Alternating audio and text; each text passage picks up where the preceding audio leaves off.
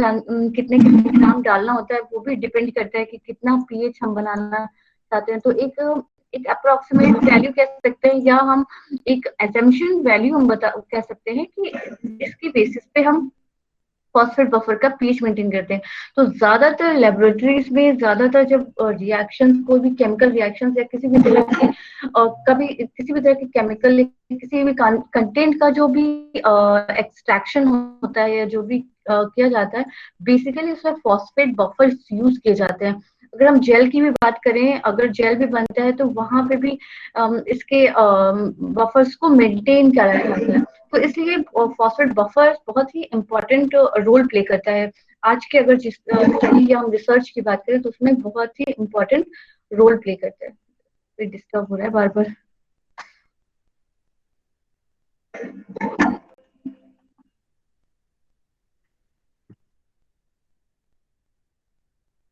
Kindly जो late से जो आ रहे हैं, प्लीज काइंडली ज्वाइन कर लीजिए करिए आप लोग बिफोर, क्योंकि जो पहले से आ जाते हैं उनके लिए डिस्टर्बेंस होती है। अब नेक्स्ट टाइम से मैं I will be not allowed to join this class, क्योंकि जो दूसरे आ रहे हैं, जो पहले से आए हुए हैं, जो टाइम पे आए हुए हैं, उनको डिस्टर्ब हो रही है क्लास आप लोगों की वजह से।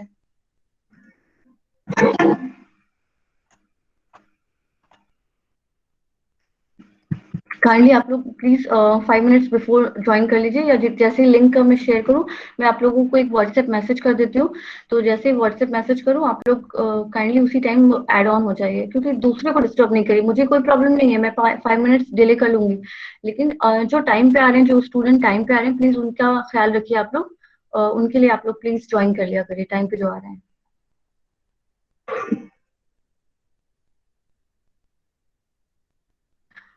सो इसमें क्या इसमें भी अब वही मैकेनिज्म होता है, यानी कि एसिड एक जो कंपोनेंट होता है, जो एक इसका मॉलिक्यूल होता है, that will be work as a weak acid, और जो दूसरा होता है वो एज अ कंजुगेट बेस।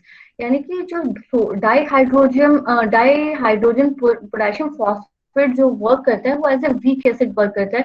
जब हम ये दोनों सॉल्ट्स, क्योंकि हम ये डबल सॉल्ट है तो दोनों सॉल्ट्स हम यूज कर रहे हैं, तो one will be work as a weak acid and another will be serve as a conjugate base. तो हम लोग देखते चले आए हैं कि एक जो भी कोई भी रिएक्शन होता है तो एक डिसोसिएशन कांस्टेंट होता है उस रिएक्शन को इक्विलिब्रियम में करने के लिए। तो उसी तरह से वीक एसिड जो होता है, जब हम इसको बफर सॉल्यूशन को जब हम डालते हैं, तो whenever we add hydronium acid, यानी कि हम कह सकते हैं कि जब हम एसिड को ऐड कर रहे हैं तो उसमें जो ये आपका कंजुगेट बेस है, that will B react with this, और वो H2PO4 बनाता है। यानी कि एक्स्ट्रा जो प्रोटॉन्स का जो फॉर्मेशन होना है वो उसके साथ रिएक्ट करके वो ऑटोमेटिकली डाइहाइड्रोजन फॉस्फेट बना देता है और प्लस वाटर रिलीज करता है। तो जो एक्स्ट्रा कंसंट्रेशन है वो सॉल्यूशन में नहीं हो पाती है, यानी कि प्रोटॉन के एक्स्ट्रा हाइड्रोजन आयन की कंसंट्रेशन नहीं हो पाती, जिससे कि सॉल्यूशन जो भी रिएक्शन होना है वो स्टेबल रहता है, इक्विलिब्रियम पे रहता है। उसी तरह अगर हम बेस को ऐड कर रहे हैं, अगर हम बफर्स में बेस को ऐड कर रहे हैं, तो हाइड्रोक्सिल आयन जो है वो आपके कंजुगेट बेस के साथ इसके साथ आप वीक एसिड के साथ रिएक्ट करके, क्योंकि ये हाइड्रोक्सिल बेस है, तो जब बेस एसिड के साथ रिएक्ट करेगा तो ये इस तरह का एक आयंस बना देगा, हाइड्रोजन फॉस्फेट आयंस बना देगा और प्लस वाटर रिलीज कर देगा। तो इस यहाँ पे भी जो हाइड्रोक्सिल आयन है वो रिएक्शंस में फ्री ऑन नहीं रह पाएगी, जैसे कि उस रिएक्शंस का जो भी उस बफर्स के डालने की वजह से जो उसमें एक्चुअल रिएक्शन हो वो दैट विल बी परफॉर्म, और उसका पीएच नहीं चेंज होगा, यानी कि पीएच रेजिस्ट रहेगा। तो इस तरह से ये फॉस्फेट बफर्स जो होते हैं इस तरह से ये वर्क करते हैं। तो उसी तरह से आपने एसिडिक भी देखा था और आपने बेसिक बफर्स भी देखा था कि अगर हम जब एसिडिक, कहीं कहीं पे एसिडिक बफर्स यूज होते हैं, कहीं पे बेसिक बफर्स होते हैं, जैसे रिक्वायरमेंट होती है, जैसे रिक्वायर्ड रहता है हमें, जिस भी पर्पज से हमें रिक्वायर्ड, जिस भी फील्ड में हमें रिक्वायर्ड होता है, उस हिसाब से इस बफर्स को यूज किया जाता है। अब हम लोग इसकी जो इक्वेशन है वो उसके बेसिस पे हम लोग देख लेते हैं कि बफर्स इक्वेशन कैसे बनकर है, क्योंकि आप लोगों को याद होगा Henderson Hasselbalch equation, pH is equal to pK plus log conjugate base by salt था, या कंजुगेट एसिड बाय सॉल्ट था। तो उसी तरह से इसका एसिड बफर्स का भी उसी तरह से रिएक्शन होता है। तो जैसे हम डिसोसिएशन करेंगे, कोई भी एसिड है और उसको H+A- में दिया, तो हम डिसोसिएशन कांस्टेंट जब लिखते हैं तो क्योंकि इक्विलिब्रियम में लाना है तो that will B this will be upon this हम कर सकते हैं। तो अगर हम यहाँ से ये हाइड्रोजन आयन कंसेंट्रेशन को हम इस तरह से भी इक्वेशन को लिख सकते हैं, यहाँ से हाइड्रोजन आयन इधर चलाया, के को हम इस तरफ ले आए, तो जस्ट ये जो सीक्वेंस है ये जस्ट अपोजिट हो जाएगा। तो एक तरह से ये रिएक्शन 1 हो गया। अब आपका ये इक्वेशन जो है आपका इस तरह से लिखा हुआ है। अब हम इसकी जगह पे HA जो है हमारा एसिड है, यानी कि HA आप लोगों को याद होगा वहां जो मैंने बताया था कि HA एसिड होता है और BOH बेस को हम लोग रिप्रेजेंट कर रहे थे। तो यहाँ पे इसको हम इस तरह भी लिख सकते हैं, एसिड बाय सॉल्ट। अब हम इसका लॉगरिथम लेंगे, तो हम लोग लॉग लगा देंगे, लॉग इस इक्वेशन लॉग लगा दिया, फिर हम उसका नेगेटिव साइन ले लेंगे, यानी हम डायरेक्ट भी ऐसे कर सकते हैं, नेगेटिव लॉगरिथम यहाँ पे हम ले लेंगे, तो इस तरह से इक्वेशन इस तरह से लिख जाएगी। और minus negative logarithm of hydrogen ion concentration आपका इज इक्वल टू पीएच होता है। ये आप लोग को पता ही है कि negative logarithm of hydrogen ion concentration is equal to pH and negative logarithm of dissociation constant is equal to pK. तो हम उसके वैल्यूज को इस तरह से लिख देंगे, pH is equal to pK minus आपका एसिड बाय सॉल्ट। अगर इस ये भी आपका इक्वेशन सही है।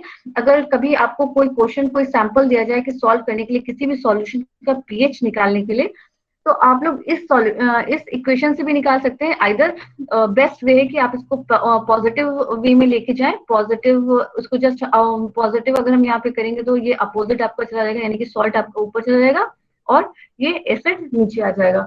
तो इस तरह से चाहे ये इक्वेशन लिखिए चाहे ये इक्वेशन लिखिए, तो ये इक्वेशन एसिडिक बफर्स को कैलकुलेट करने के लिए यूज की जाती है। यानी कोई भी किसी भी तरह का आपको क्वेश्चन पुट ऑन किया जाए या सैंपल दिया जाए, अभी मैं एक एग्जांपल देके आपको बताऊंगी कि किस तरह से पीएच कैलकुलेट करना हो, या किसी का कंसंट्रेशन ऑफ एसिड निकालना हो, या ये आपका डिसोसिएशन कांस्टेंट ऑलमोस्ट सबका दिया रहता है। आपको अगर पूछा जाता है पीएच निकालने के लिए या कंसंट्रेशन ऑफ एसिड या बेस जो भी नेक्स्ट बेसिक बफर्स में निकालने के लिए, आपको ये इक्वेशन को याद रखना है। ये इक्वेशन से आप कैलकुलेट कर सकते हैं कि कितना इसका इस सॉल्यूशन का कितना पीएच है। उसी तरह से बेसिक बफर्स की बात करें, BOH को हम डिसोसिएट करेंगे सिंपल। हम अगर डिसोसिएशन कांस्टेंट ऑफ बेस लेंगे तो सिंपली दिस अपॉन दिस हो जाएगा, या हम इस तरह से हाइड्रोक्सिल आयन को यहाँ से लिख सकते हैं।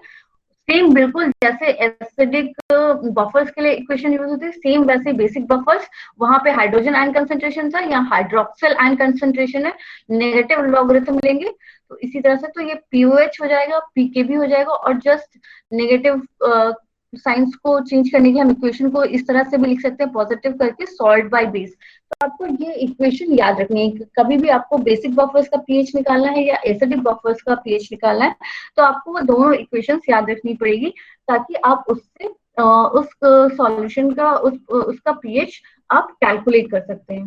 फॉर जस्ट एग्जांपल, अब जैसे आपको कोई क्वेश्चन दिया गया, पुट ऑन किया गया कि calculate the pH of A buffer solution containing 0.03 moles per litre, यानी कि कंसंट्रेशन है ये एसिटिक एसिड का, ये कंसंट्रेशन है आपको वो प्रोवाइडेड है आपको, and 0.1 moles litre of sodium acetate, यानी कि सॉल्ट का, एसिड का सॉल्ट का आपको कंसंट्रेशन बता दिया गया। डिसोसिएशन कांस्टेंट आपको बता दिया गया कि डिसोसिएशन कांस्टेंट उस एसिड का, यानी कि ये एसिडिक बफर्स की बात हो रही है, तो हम वो फॉर्मूला लगाएंगे, pH is equal to pK plus log salt by acid. Simply put on करिए वैल्यूज सारी आप यहाँ पे, और इसके बाद इसके लॉग को देखकर इसका कैलकुलेशन कर लीजिए, जितना भी इसका वैल्यूज आएगा उस हिसाब से आप इसको लिख सकते हैं। तो इस तरह से आप किसी भी सॉल्यूशन का, किसी भी बफर सॉल्यूशन का आप पीएच कैलकुलेट कर सकते हैं, आइदर वो एसिडिक हो या आपका बेसिक हो, तो इस तरह से हम कैलकुलेट कर सकते हैं। Just wait, someone is asking for joining. Okay तो इस तरह से आपने देखा कि कोई भी हम सॉल्यूशन को कैलकुलेट किसी भी आइदर आपको ये भी दिया जा सकता है कि आपको किसी का कंसंट्रेशन फाइंड आउट करना है, यानी कि अगर सॉल्ट का आपको कंसंट्रेशन नहीं दिया गया है, तो भी आप ये वैल्यूज लगा के आप इस तरह से आप ये कैलकुलेट कर सकते हैं। अब हम इसकी सिग्निफिकेंस की तरफ चले जाएं। सिग्निफिकेंस यानी कि इसकी बफर सिस्टम की सिग्निफिकेंस क्या होती है, जो कि आपको पढ़ना है। तो बेसिकली बायोलॉजिकल सिस्टम में ये यूज होता है, बफर्स बहुत ही यूज होते हैं, क्योंकि सबसे इम्पोर्टेंट तो हमारे जो ब्लड का जो पीएच है वो मेंटेन होता है। आपके 7.4 सबको पता है कि ये जो ब्लड का जो पीएच है वो 7.4 होता है, और that will be maintain by 2 buffer system, यानी कि ये 2 बफर सिस्टम के थ्रू ये जो पीएच है, हमारे ब्लड का पीएच है वो मेंटेन होता है। पहला होता है printing buffers, these are present in the plasma. The plasma contains carbonic acid and carbonates and acid alkali sodium salt of phosphoric acid. यानी बेसिकली ये कार्बोनिक एसिड और कार्बोनेट के जो से जो सॉल्ट और एसिड से जो बफर्स बनते हैं, that will be maintain our blood, जो हमारे ब्लड में का जो पीएच है उसको मेंटेन कर रहे हैं। दूसरा जो सेकेंडरी बफर्स जो है, that will be present in electrocytes, यानी ऑक्सी हेमोग्लोबिन और हेमोग्लोबिन जो वर्क करते हैं उसपे acid and alkali salts of phosphoric acid.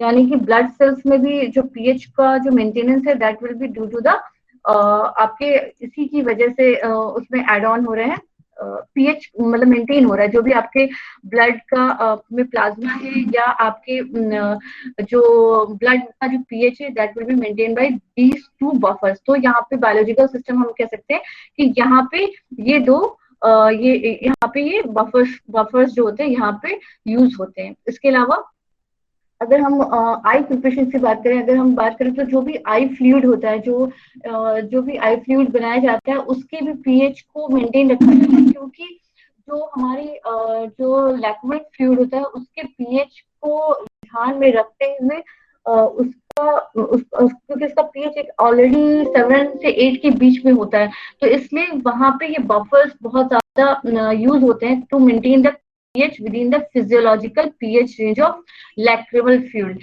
यानी किसी भी तरह की हम कोई भी आइस में कोई दवा डालते हैं जैसे होता है, तो एक पीएच उसको मेंटेन उसमें बफर्स का यूज करते हैं ताकि वो पीएच को चेंजेस नहीं होने दें। यानी कि अगर फ्लूइड हमारी आंखों में जा रहा है, या जो भी हम जो भी किसी भी तरह की आइस की प्रिपरेशन हो रही है या किसी भी तरह की ऑपरेशन हो, तो एक तरह से वहां पे भी कुछ भी अगर इंजेक्ट करते हैं तो that will B depend upon the buffers. यानी कि कोई भी चीजें उसमें बफरिंग एजेंट यूज किया जाता है, और मोस्ट कॉमनली जो बफरिंग एजेंट्स यूज होता है ऑप्थेल्मिक प्रिपरेशन में, that will B borate, carbonate and phosphate.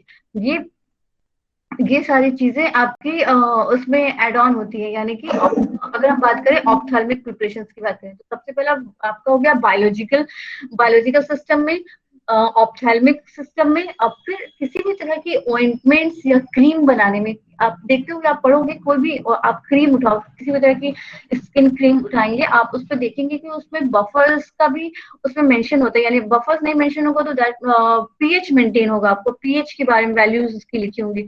तो इस तरह से हर तरह की किसी भी तरह की क्रीम, क्योंकि हमारा स्किन बहुत सेंसिटिव होता है, तो इसलिए उस वो जो क्रीम या ऑइंटमेंट जो भी बना होता है वो उसको बफर्स के साथ इंश्योर किया जाता है, यानी कि उनकी स्टेबिलिटी को इंश्योर किया जाता है। तो ऑइंटमेंट्स या क्रीम जो भी हम यूज करते हैं उसमें भी इन बफर्स का बहुत इंपॉर्टेंट रोल होता है।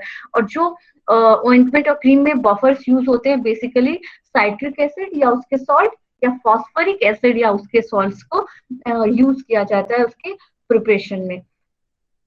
फोर्थ वन है आपका फार्मास्यूटिकल सिस्टम। यानी कि किसी भी तरह की कोई भी फार्मास्यूटिकल फार्मेसी में अगर हम किसी भी तरह की ऑइंटमेंट क्रीम की बात करें, तो वहां पे बफर्स को ज्यादातर उस एज ए इंग्रेडिएंट यूज किया जाता है, ताकि उसका जो वो प्रोडक्ट है उसका पीएच मेंटेन हो और मैक्सिमम स्टेबिलिटी रहे। क्योंकि हम लोगों ने देखा था पीएच के सिग्निफिकेंस में कि पीएच मेंटेन करना कितना इंपॉर्टेंट होता है, क्योंकि अगर किसी को लॉन्ग टर्म के लिए कोई स्टेबिलिटी चाहिए कोई प्रोडक्ट की, तो उसके कंपोनेंट्स के बेसिस के हिसाब से उसके पीएच को उतना मेंटेन रखा जाता है ताकि उसकी शेल्फ लाइफ इंक्रीज कर सके, ताकि उसको कुछ दिनों के लिए 3 to 4 months हो या 1 to 1 year या 2 years वो उसकी शेल्फ लाइफ मेंटेन रहे। तो उस तरह से ये इस तरह के बफर्स को एड ऑन करके उसके पीएच को मेंटेन रखा जाता है। अब हम प्री नेचुरल प्रिपरेशन, यानी किसी भी तरह की इंजेक्शंस होती हैं जो यूज होती हैं जो पेरिनेट्रल प्रिपरेशंस के लिए, वहां पे भी pH should be considered carefully as a large deviations of pH में लीड टू सीरियस कॉन्सिक्वेंसेस।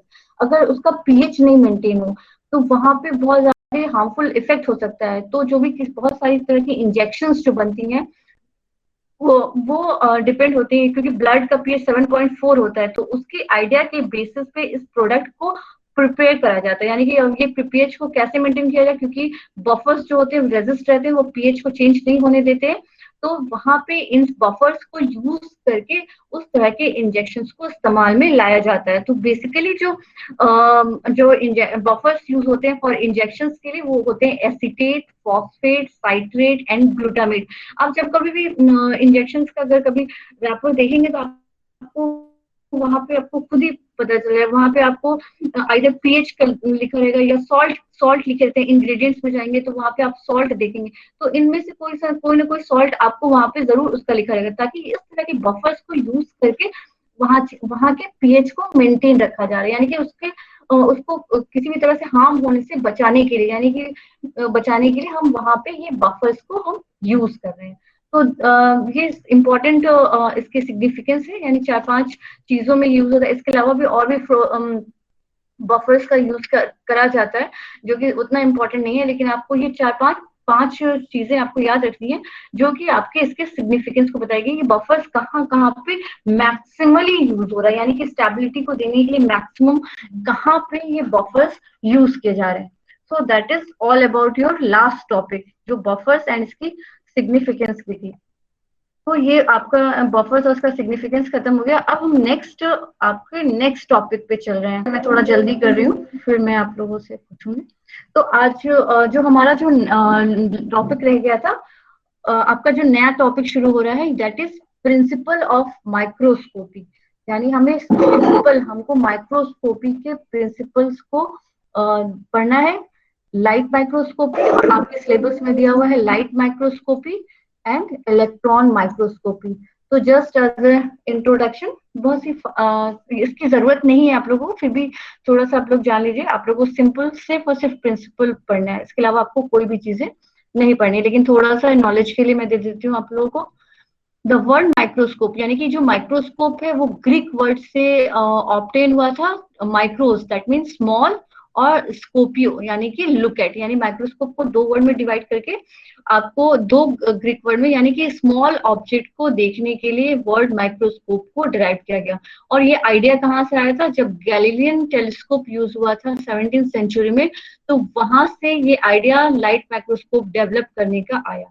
तो सबसे पहले जो एक डचमैन थे, एंटोनी वॉन ल्यूवेनहॉक, ये इन्होंने सिंपल माइक्रोस्कोप को इन्वेंट किया था, ताकि वो देख सके उस माइक्रोस्कोप से बैक्टीरिया, प्रोटोजोआ या जो भी रेड ब्लड सेल्स हैं, जो भी उनको डिस्कवर्ड किया कि इस सिंपल माइक्रोस्कोप से वो देखे जा सके। लेकिन इसकी अपनी सिंपल माइक्रोस्कोप की अपनी लिमिटिंग फैक्टर थी, यानी कि that was the single convex lens.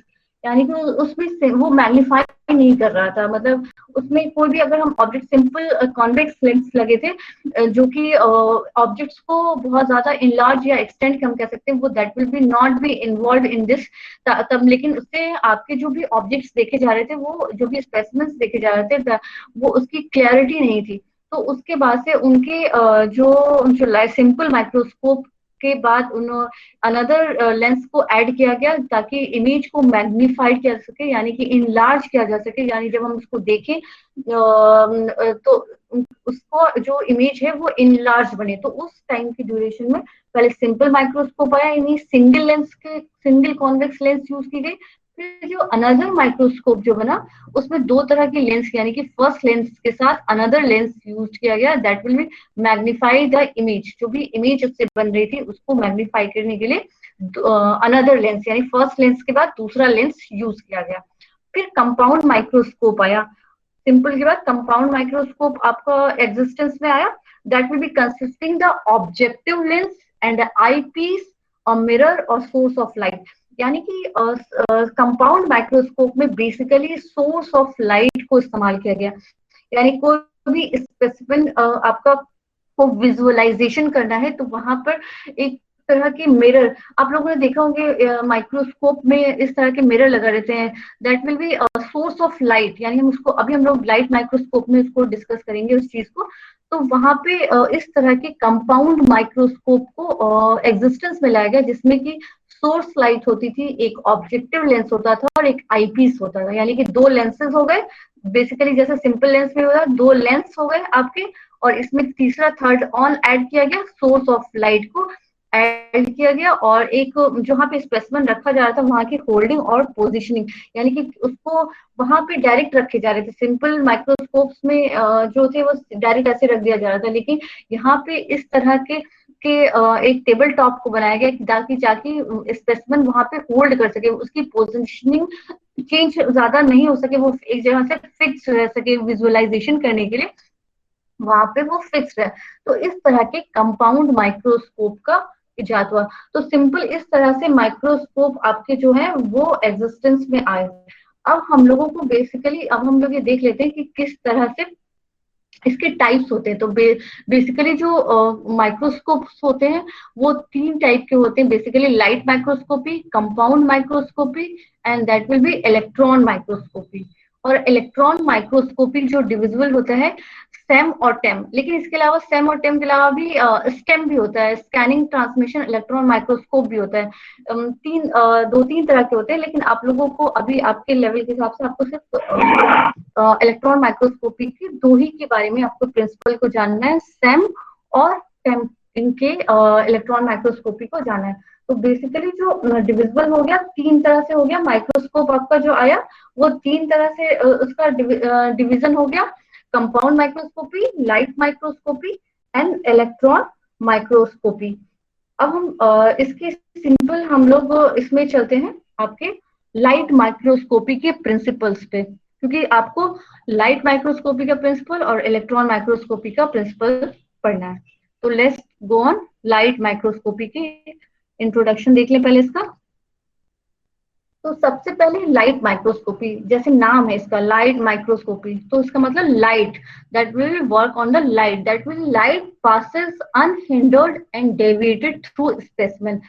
यानी कि एक तरह के इस लाइट माइक्रोस्कोपी में इस तरह का सेटलमेंट किया गया, या जिस तरह के इस माइक्रोस्कोप को इस तरह से बनाया गया कि वहां पे लाइट का सोर्सेज हो, जो कि विदाउट एनी हिंड्रेंस वो स्पेसिमेन को डायरेक्ट उस पर लाइट जा सके। The light is projected by the objective across the image plane. Destructive and constructive interference results in bright and dark areas. Destructive, इस वर्ड को हम लोग एक बार देख लेते हैं कि ये क्या डिस्ट्रक्टिव इंटरफेरेंस, यानी कि जो वेव्स होती हैं, जब हम कभी लाइट को पास करा सकते हैं तो जो दो वेव्स होती हैं, दो वेव्स आपकी एक प्लेस पे, या कह सकते हैं एक फेस पे 180 डिग्री के सेल्सियस 180 डिग्री के थ्रू उनका डिस्प्लेसमेंट होता है, यानी कि वेवी वेवी जो दो वेव्स है वो वेवी डिस्ट्रक्टिव, यानी दो वेव्स को एक सिंपल परपेंडिकुलर 180 डिग्री के में उसको मूव ऑन होती है वो वेव्स। आप लोग इसका गूगल पे इसका वो देख सकते हैं, इमेज देख सकते हैं, मुझे यहाँ पे इम्पोर्टेंस नहीं लगा इसलिए मैंने नहीं डाला है। तो इस तरह की जो डिस्ट्रक्टिव और कंस्ट्रक्टिव जो wavy sort of two waves होती है वो वेवी टाइप की होती है। तो ये दोनों वेव्स के इंटरफेरेंस जो रिजल्ट करते हैं ब्राइट और डार्क एरियाज बनाते हैं, वो बेसिकली लाइट माइक्रोस्कोपी का एक मेन मोटो रखा गया कि इसी बेसिस पे इस लाइट माइक्रोस्कोपी को इन्वेंट किया गया, इसी माइक्रोस्कोप पे इसका कैसे वर्क कर सकते हैं। यानी कि अगर हम कंस्ट्रक्टिव की बात करें तो कंस्ट्रक्टिव से कंस्ट्रक्ट, यानी कि when two lines cross each other, और जब दो वेव्स एक ही फेज में हो तो वहां पे जो इंटरफेरेंस बनता है वो लाइटर एरिया, कंस्ट्रक्टिव से लाइटर एरियाज बनता है और डिस्ट्रक्टिव से ब्राइट एरिया बनता है, क्योंकि कंस्ट्रक्टिव में दोनों वेव्स एक इन फेज होती है, लेकिन डिस्ट्रक्टिव में दो वेव्स आउट ऑफ फेज होती है, यानी कि एक फेज में नहीं होती है। तो इस तरह से इन दोनों इंटरफेरेंस को रिजल्ट करके ब्राइट और डार्क एरियाज के on the basis of light microscopy को इन्वेंट किया गया। अब बेसिकली ये लाइट माइक्रोस्कोपी वर्क कैसे करती है उसका प्रिंसिपल हम लोग देख लेते हैं। Light is produced from either an internal और एक्सटर्नल लाइट सोर्स। जो लाइट जो भी प्रोड्यूस होती है आइदर वो इंटरनली या एक्सटर्नली जो लाइट सोर्स है उसके थ्रू पास कराते हैं, passes through iris diaphragm a whole variable size which controls the amount of light reaching the specimen. एक तरह से लाइट सोर्स को इस तरह से पास कराया जाता है, इस तरह से एक पर्टिकुलर एरिया होता है जिसके साइज, पर्टिकुलर एरिया का एक साइज होता है कि जो डिटरमाइन करता है कि how much amount of light, यानी कि वो कंट्रोल करता है कि स्पेसिमेन को एक परफेक्ट एक जो एक रिक्वायर्ड होती है light that will be provided, यानी कि इस तरह से जो लाइट सोर्स होता है उसी अमाउंट उसी साइज का बनाया जाता है जो कि लाइट के अमाउंट ऑफ लाइट को कंट्रोल कर सके जो कि स्पेसिमेन को पहुंच रही है. The light then passes through the condenser which focuses the light onto the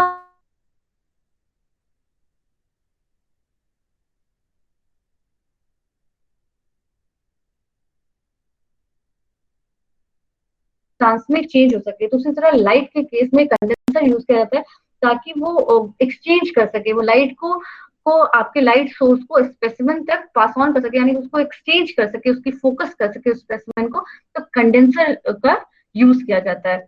the shield is, अभी आप मैं फिगर डाल देती हूँ आपको इस तरह से.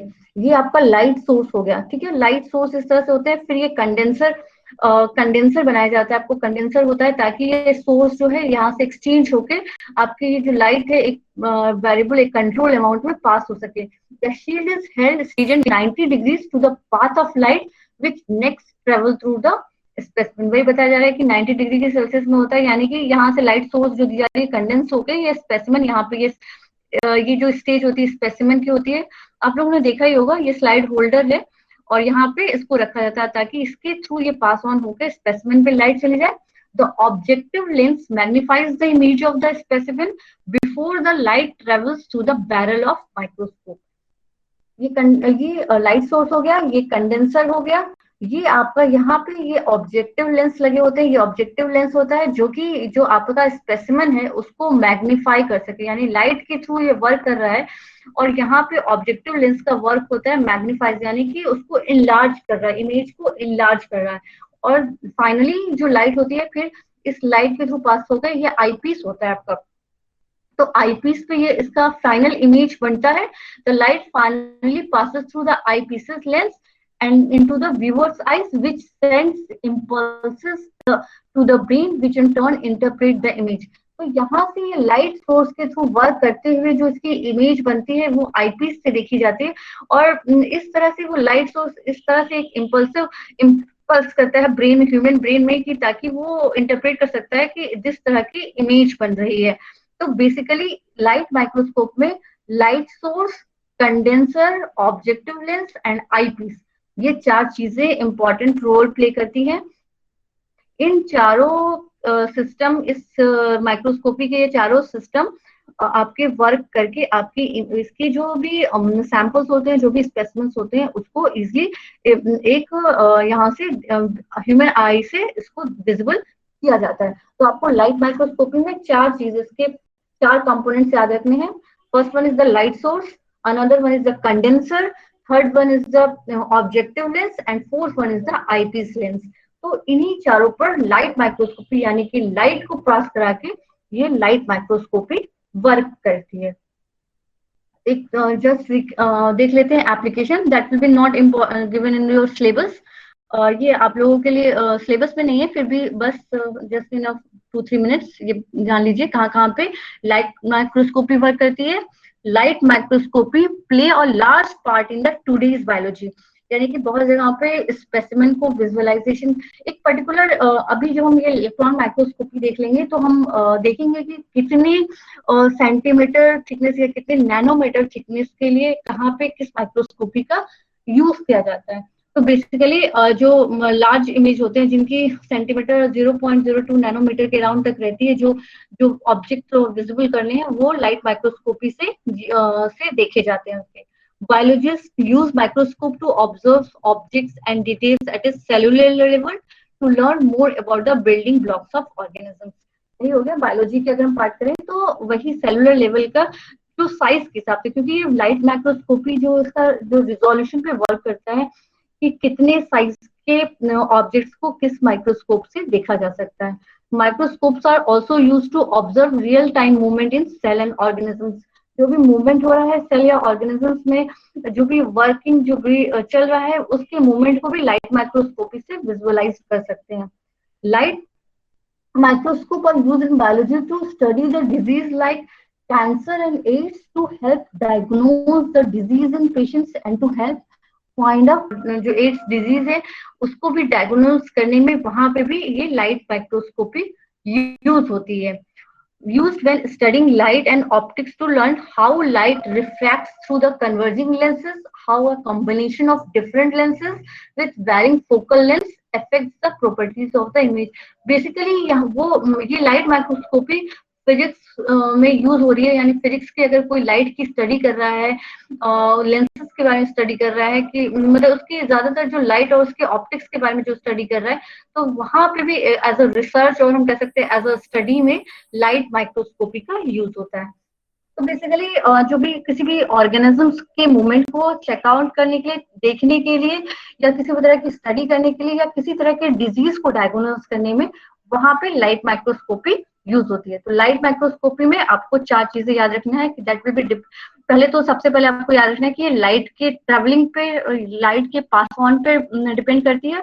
और लाइट माइक्रोस्कोपी में 4 कंपोनेंट्स होते हैं, that is light source, condenser, objective lens and eyepiece lens. तो इसी तरह से लाइट सोर्स से कंडेंसर को जाता है, कंडेंसर से स्पेसिमेन पे लाइट गई, वहां से फिर ऑब्जेक्टिव लेंस को मैग्नीफाई कर देता है इमेज को, और वो मैग्नीफाइंग इमेज जब हम आईपीस लेंस से देखते हैं तो वहां पे उसकी इमेज एक बनकर आ जाती है. जब हम ह्यूमन आई से उसको देखते हैं तो इस आईपीस से, तो वो उसकी प्रॉपर जो इमेज है उस स्पेसिमेन की वो हमको दिख जाती है. तो that is the light microscopy. अब हम इलेक्ट्रॉन माइक्रोस्कोपी की तरफ चलते हैं. Electron and ion microscope used, जैसे कि वहां पे लाइट माइक्रोस्कोपी था, तो यहाँ पे इलेक्ट्रॉन माइक्रोस्कोपी है, यानी कि ये इलेक्ट्रॉन पे वर्क करेगी, यानी कि beam of charge particles and electromagnetic और इलेक्ट्रोस्टैटिक लेंसेज. यहाँ पर इलेक्ट्रॉन्स का यूज हो रहा है, यानी कि इलेक्ट्रॉन्स मतलब है कि जो चार्ज पार्टिकल्स है उसकी जो एक बीम होती है, चार्ज पार्टिकल्स की बीम होती है, वहां से उसके बेसिस पे, उस प्रिंसिपल पे ये वर्क करते हैं. They can see features as a small a tenth of a nanometre such as a individual atoms. ये इलेक्ट्रॉन माइक्रोस्कोपी की डेप्थ इतनी ज्यादा होती है, ये बहुत ज्यादा स्कैन कर किसी भी स्पेसिमेन को नैनोमीटर, यानी कि 10⁻⁻10 के नैनोमीटर से भी स्मॉल चीजों को ये विजुअलाइज कर देते हैं, जो भी इंडिविजुअली किसी भी एक कोई भी कंपोनेंट है, कोई भी इंडिविजुअल एटम्स है, उसको ये विजुअल करने में हेल्पफुल होते हैं. Scanning probe microscope use of physical probe which scan over the sample in contact or near contact with the surface. ये बेसिकली जो इलेक्ट्रॉन माइक्रोस्कोपी का जो स्कैनिंग माइक्रोस्कोप होता है वो अगर शार्प निडल पे वर्क करता है, क्योंकि सैंपल के सरफेस के कांटेक्ट में भी कुछ आया होगा जो कि हम नहीं देख सकते, जो हम लाइट माइक्रोस्कोपी से विजुअलाइज नहीं कर सकते, वो भी स्कैन हो जाती है. This is just an introduction. अभी हम टेम और सेम के प्रिंसिपल पे जाएंगे. These instruments are capable of atomic scale resolution. यानी कि हम कह सकते हैं कि किसी भी सब्सटेंस का उसमें जो अरेंजमेंट ऑफ एटम्स है, उस सैंपल में जैसा अरेंजमेंट ऑफ एटम्स है उसको भी रिजोल्व, उस तक का इसमें रिजोल्यूशन होता है. यानी कि इलेक्ट्रॉन माइक्रोस्कोपी से हम, क्योंकि हम इंडिविजुअल एटम्स के फीचर्स को भी देख पा रहे हैं, तो हम उसके अरेंजमेंट को भी देख सकते हैं कि एटम्स में किस तरह से वो किसी भी स्पेसिमेन या कोई भी सैंपल है उसमें किस तरह से अरेंजमेंट है, उसके एटम्स का किस तरह से अरेंजमेंट है, that will be visible through the electron microscopy. यानी कि इसकी डेप्थ ऑफ मतलब बहुत ज्यादा होती है, ये बहुत स्पेसिमेन के अंदर तक जाकर, उसके इनर पार्ट तक जाकर उसको स्कैन कर देता है, और स्कैन करके हम उसको अपने नेकेड आई से, सॉरी जो लेंसेज होते हैं अपने वहां से हम उसको देख सकते हैं. तो सबसे पहले अगर हम इलेक्ट्रॉन माइक्रोस्कोपी में हम टेम की बात करें तो 1931 में ये फर्स्ट ट्रांसमिशन इलेक्ट्रॉन माइक्रोस्कोप, यानी कि इसको टेम कहते हैं शॉर्टर फॉर्म में, transmission electron transmission electron microscope का इन्वेंशन हुआ, और जो कि यूनिवर्सिटी ऑफ बर्कले था. और 1986 में ये फिजिक्स में इनको नोबेल प्राइज मिला, awarded the Nobel prize for physics के फील्ड में ट्रांसमिशन इलेक्ट्रॉन माइक्रोस्कोप को बिल्ड करने के लिए. तो अब इसके प्रिंसिपल को देख लेते हैं कि पहले तो इसके इलेक्ट्रॉन माइक्रोस्कोपी के प्रिंसिपल को देख लेते हैं कि इलेक्ट्रॉन माइक्रोस्कोपी कैसे वर्क करती है। तो in the 1920 accelerated electrons behave in vacuum much like light। 1920 में ये देखा गया कि जो बीम ऑफ इलेक्ट्रॉन्स हैं, जो भी वहां पे जो वर्क ऑन एक्सेलरेटेड से मतलब है कि जो मूवमेंट वाले इलेक्ट्रॉन्स हैं वो भी वैक्यूम में वैसे ही बिहेव करते हैं जैसे कि लाइट वैक्यूम में बिहेव करती गई है।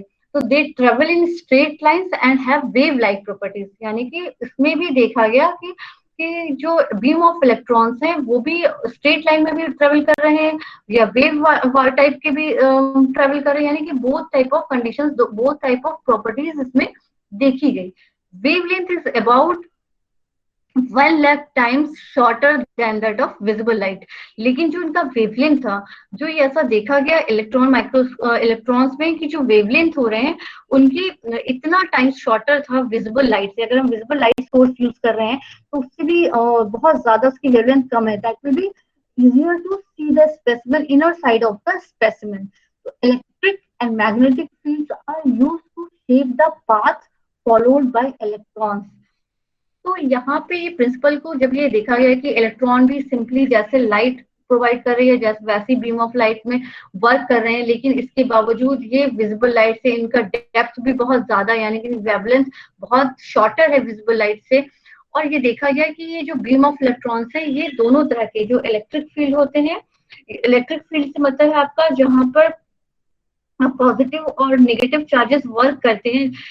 किसी भी तरह की अगर हम कोई भी इलेक्ट्रिक फोर्स लगा रहे हैं, electric force per unit charge कर रहे हैं, तो वो इलेक्ट्रिक फील्ड में भी यूज हो रहे हैं। और मैग्नेटिक फील्ड से यानी कि मैग्नेट्स के हम जो अगर हम किसी मैग्नेट्स को रख रहे हैं तो वहां की जो जो एक मैग्नेटिक फील्ड बन रही है यानी कि मैग्नेटिक फोर्स जो बन रही है वो आपके इलेक्ट्रिक चार्जेस को इफेक्ट कर रही है उस तरह की फील्ड, यानी कि इलेक्ट्रिक और मैग्नेटिक फील्ड दोनों इलेक्ट्रॉन्स के पास को फॉलो कर रहे हैं। तो यानी कि दोनों वर्क कर सकता है, तो इसे हम यूज में ला सकते हैं। इसको हम एज ए अपने जो भी कोई भी स्पेसिमेंस को देखना है, कोई भी सैंपल्स को देखना है, वहां पे इस तरह के फील्ड को अप्लाई करके इलेक्ट्रॉन्स पे भी हम इसको विजुअलाइज कर सकते हैं। तो इलेक्ट्रॉन माइक्रोस्कोपी में इलेक्ट्रॉन्स बेसिकली इलेक्ट्रॉन्स पे डिपेंड कर रहा था, तो इलेक्ट्रॉन्स की प्रॉपर्टीज को फील्ड आउट किया गया कि that will be able to show the specimen और work on the microscopy principle. जो माइक्रोस्कोपी प्रिंसिपल है उस पर ये वर्क कर सकते हैं। तो जो सबसे पहले जो first electron microscope use to magnetic lenses, तो जो पहला सबसे पहला जो इलेक्ट्रॉन माइक्रोस्कोप बनाया गया था उसमें दो मैग्नेटिक लेंसेज का यूज किया गया था। फिर उसके बाद तीसरा थर्ड लेंस एड ऑन किया गया ताकि वो आपकी रिजोल्यूशन को डिमॉन्स्ट्रेट कर सके, यानी कि 100 नैनोमीटर रिजोल्यूशन को और बढ़ा सके, वो दिखा सके। तो इस तरह से इलेक्ट्रॉन माइक्रोस्कोप बनाया गया। लेकिन अभी तक हम लाइट माइक्रोस्कोप में देख रहे थे कि दो तरह की लेंसेज यूज हो रही थी, एक आपकी objective lens and eyepiece lens use होती है। यहाँ पे तीसरी लेंस भी एड ऑन की गई, यहाँ पे थर्ड लेंस भी एडेड किया गया। Today, electron microscope have reached resolution of better than 0.05 nanometer, more than 4,000 times better than a typical light microscope and 4 lakh times better than unaided eye. यानी कि सोचिए कि कितना ज्यादा बेटर है ये इलेक्ट्रॉन माइक्रोस्कोप किसी की भी सेल्स या किसी भी तरह के एटम्स के स्ट्रक्चर को स्टडी करने में, कि उसके अल्ट्रा स्ट्रक्चर को स्टडी करना हुआ या उसके बाहरी स्ट्रक्चर को स्टडी करने में ये बहुत ही इलेक्ट्रॉन माइक्रोस्कोप यूजफुल आए। यानी कि इनका रिजोल्यूशन बहुत ज्यादा था, ये बेटर रिजोल्यूशन थे। 4,000 times better resolution light microscope से ज्यादा इनका होता है। तो लाइट माइक्रोस्कोप में दो तरह के लेंसेज यूज हो रहे थे, इलेक्ट्रॉन माइक्रोस्कोप में 3 लेंसेज यूज किए गए। अब इलेक्ट्रॉन माइक्रोस्कोपी क्यों नेसेसरी है? क्योंकि कुछ सेल्स होते हैं दैट विल बी विजिबल, जो कि उनका एक पर्टिकुलर साइज होता है जो कि सिर्फ और सिर्फ इलेक्ट्रॉन माइक्रोस्कोप के थ्रू ही विजुअलाइज किए जा सकते हैं। अब जैसे अमीनो एसिड्स है, एटम्स है, या अगर हम सिंपली क्लोरोप्लास्ट की बात करें, क्लोरोप्लास्ट में जो थाइलाकॉइड्स का कैसे अरेंजमेंट होता है, यानी कि जो स्ट्रेटा होते हैं उसकी किस तरह से अरेंज होते हैं, that will be possible only with the electron microscopy, यानी कि रिजोल्यूशन की लिमिट के हिसाब से जो वेवलेंथ की साइज है उसके base on the basis of या सेल्स जो भी ऑब्जेक्ट है आपके उनको विजुअलाइज करने के लिए हर तरह की माइक्रोस्कोप को यूज किया जाता है। यानी कि अल्ट्रा स्ट्रक्चर स्टडी करना हो तो that will B electron microscope, और सिंपली किसी भी स्ट्रक्चर स्पेसिमेंस के मूवमेंट को, मोबिलिटी के, किसी भी सेल्स या ऑर्गेनिज्म के मोबिलिटी को चेक करने के लिए लाइट माइक्रोस्कोप। और ह्यूमन आई से तो आप लोग बेटर ही जान रहे हैं कि क्या चीजें देखी जा सकती हैं, किस तरह की वेवलेंथ को वेवलेंथ साइज के ऑब्जेक्ट्स को विजुअलाइज किया जा सकता है।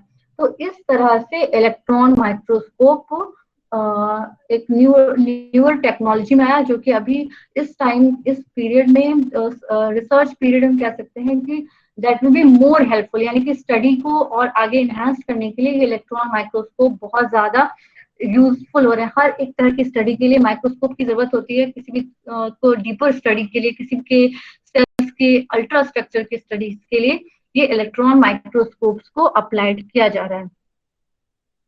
इलेक्ट्रॉन से क्या मतलब है? Then atom is made up of 3 kinds of particles. सबको पता है, सबको मालूम है कि एटम 3 पार्टिकल से बना होता है, प्रोटॉन्स, न्यूट्रॉन्स एंड इलेक्ट्रॉन्स।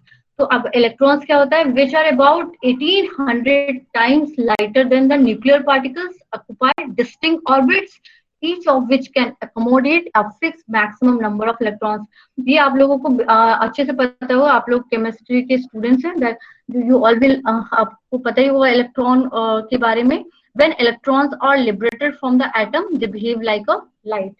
तो बेसिकली इसको बताया गया है कि किस तरह से इलेक्ट्रॉन आपके वर्क कर रहे हैं, यानी कि अगर किसी भी सोर्स से, अगर एटम से ये लिबरेटेड होते हैं, यानी कि वहां से रिलीज होते हैं, तो ये एक जैसे लाइट वर्क करती है, एक स्ट्रेट लाइन में चल रही है या वेव लाइन में चल रही है, वो प्रॉपर्टीज इलेक्ट्रॉन्स भी सेम एज अ बिहेव करते हैं।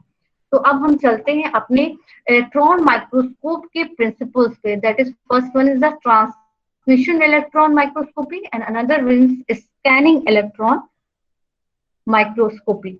अब इसका प्रिंसिपल, ट्रांसमिशन इलेक्ट्रॉन माइक्रोस्कोप का principle, that will be TEM is the direct counterpart of light microscope. It involves passage of high velocity electron beam through specimen thin enough to transmit 50% of the electrons।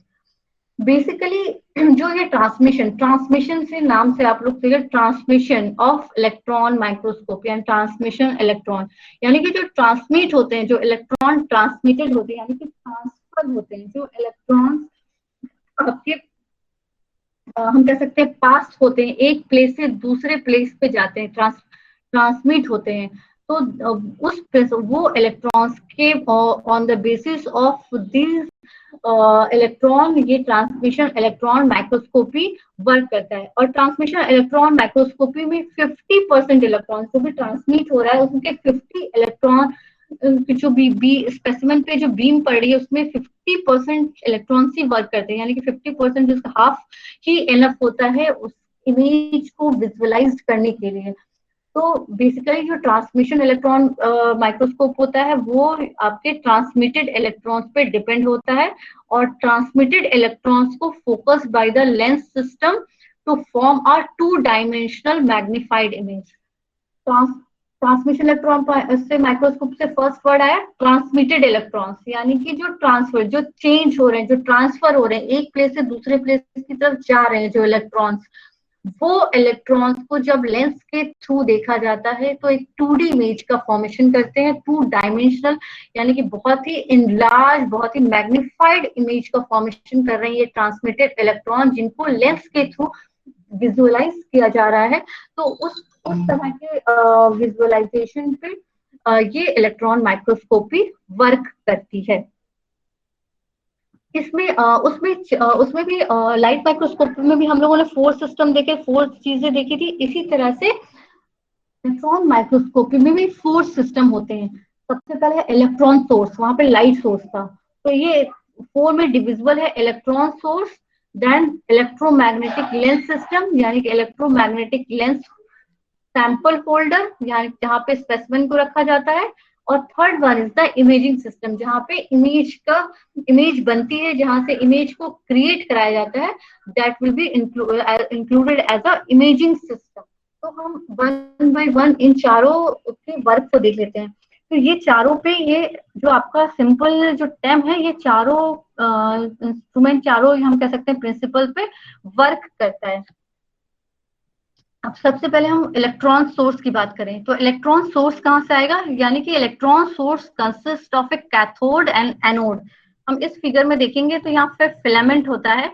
जब यहाँ से power on की जाती है तो इस filament से electron का फॉर्मेशन होता है, that will be move to the cathode और एनोड पर्टिकुलरली, यानी कि इलेक्ट्रॉन सोर्स को बनाया जा रहा है। तो cathode is a tungsten filament, ये जो टंगस्टन फिलामेंट की बनी होती है cathode, which emits electrons when being heated। जैसे ही वो फिलामेंट हीटेड होती है, वो इलेक्ट्रॉन्स प्रोवाइड करेगी, यानी कि इलेक्ट्रॉन बीम का फॉर्मेशन होगा, और the negative cap confines the electrons into A loosely focused beam. जो भी नेगेटिव कैप होगी वो वहां पे वो अराइव होगी इलेक्ट्रॉन, और वो एक लूजली फोकस्ड बीम में कन्वर्ट हो जाएगी। Beam then accelerated towards the specimen by the positive anode. तो सिंपली हम ये कह सकते हैं कि सबसे पहले हम जैसे प्लग ऑन करते हैं या फिलामेंट हीटेड होता है, वैसे ही इलेक्ट्रॉन का इमिशन स्टार्ट हो जाता है, वैसे इलेक्ट्रॉन एक बीम के फॉर्मेशन में कन्वर्ट हो जाती है, और वो बीम आपकी एनोड, पॉजिटिव एनोड से होते हुए एक्सेलरेटेड होते हुए स्पेसिमेन तक पहुंचती है। तो इस फिगर में हम देखेंगे जैसे कि यहाँ से फिलामेंट्स के थ्रू इलेक्ट्रॉन सोर्स से जैसे पावर ऑन हुआ, यहाँ पे बीम ऑफ इलेक्ट्रॉन का फॉर्मेशन हुआ, और ये डायरेक्ट आपके लेंसेज से होते हुए जो भी आपके स्पेसिमेन है वहां पे ये इलेक्ट्रॉनिक जो बीम होती है, जो इलेक्ट्रॉन बीम है, ये पास ऑन होती है स्पेसिमेन पे, सीधे डायरेक्ट पड़ती है। अब नेक्स्ट है इसमें इलेक्ट्रोमैग्नेटिक लेंसेज। अब इलेक्ट्रोमैग्नेटिक लेंसेज क्या करते हैं, तो ये जो इलेक्ट्रोमैग्नेटिक लेंसेज होते हैं वो आपको बीम को पास कराने में, एक जगह से इलेक्ट्रॉन बीम को एक पर्टिकुलर एक वेल डिफाइंड एरिया में रहने के लिए सिस्टम वर्क करता है। इसमें दो चीजें हैं आपकी, मैग्नेटिक लेंस और एपर्चर। तो दो circular electromagnets capable of generating a precise circular magnetic field, the field act like an optical lens to focus the electron.